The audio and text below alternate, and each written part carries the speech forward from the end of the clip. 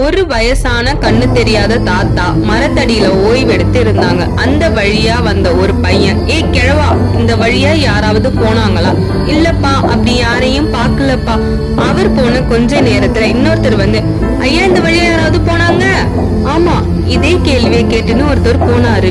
இன்னும் கொஞ்ச நேரம் கழித்து ஒருத்தர் வந்து, வணக்கம் பெரியவரே, இதுக்கு முன்னாடி யாராச்சும் இந்த வழியா போனாங்களா அப்படின்னு பணியுடன் கேக்குறாரு.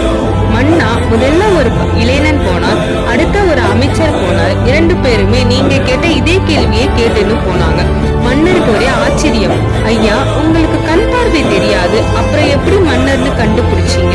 ஒருத்தவங்க பேசுறத வச்சு அவர் யார் என்னன்னு தகுதியை தெரிஞ்சுக்கலாம். முதல் வந்தவரிடம் மரியாதையும், 2வது வந்தவரிடம் அதிகாரமும், 3வது வந்த உங்ககிட்ட மட்டும்தான் பணிவு இருந்துச்சு. அதனாலதான் நீங்க மன்னர்னு தெரிஞ்சுக்கிட்டேன்.